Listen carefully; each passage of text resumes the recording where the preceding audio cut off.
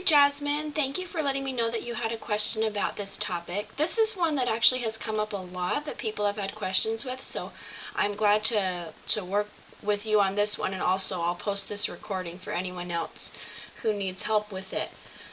So for this one, for this topic in general, I would not focus a lot on the equation at the beginning. I would look at each word problem on its own and try to figure out what number x would equal. So let's try that.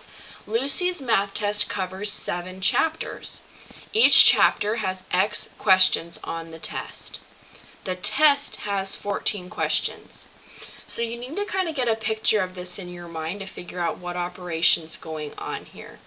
So it says that the test has 14 questions. 6, 7, 8, 9, 10, 11, 12, 13, 14. The test covers 7 chapters. Okay, so there's 7 chapters here, and each chapter has x questions on the test. Okay, so if I'm going to divide this up among 7 chapters, how many questions are for each chapter? Well, that would be 2, right? I had 7 groups of 2. So that's how many questions there would be. So x would equal 2 for this question. Now, does that number work in this equation? Would I get the same x for that equation? 7 times 2 is 14. Yes. So this one has the same x value that would work as in that equation. Or in other words, 7 times 2 in this scenario with the 14 question test, 7 chapters times 2 questions per chapter would equal 14 total questions. Okay, so you can see how, the real trick to this is figuring out what the word problem is saying and then addressing the equation to see if it matches. So let's read the second one. Lucy's math test has 2 parts. One part has x questions. Okay, so Lucy, she has basically a test with 2 parts to it. One part has x questions. The other part has 7 questions. The test has 14 questions. So together they have to have 14 questions. Now that looks to me like they both need to have 7 questions, right? So that first part has to have 7 questions. So x would equal 7.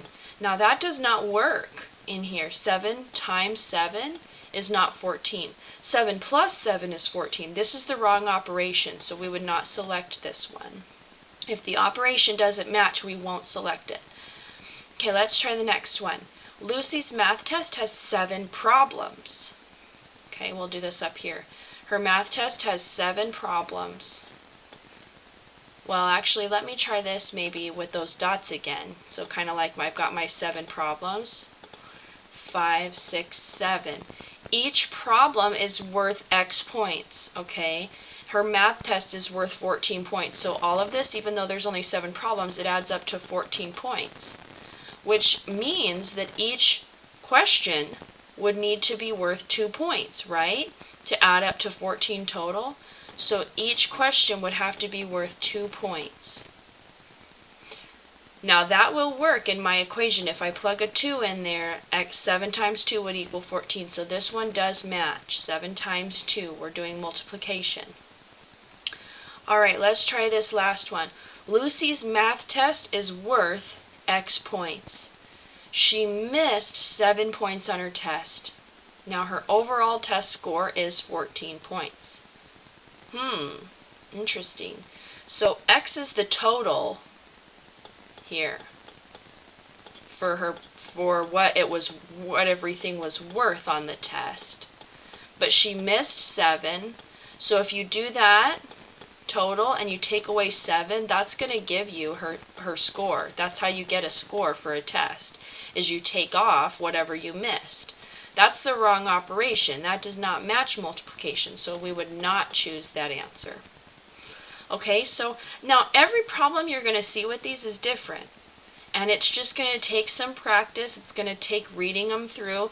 When I just did this problem, it took almost 5 minutes to think about all 4 parts. So this is going to be a topic that takes a little bit more time, and you need to take your time on it so that you don't miss one part. You want to be able to get them all, and I know you can do it. This one is a tricky one, so again, I'm glad you asked about it. So work the problem out, figure out what x equals, and then see if that matches the idea in the equation. Okay, good luck. Let me know how it goes.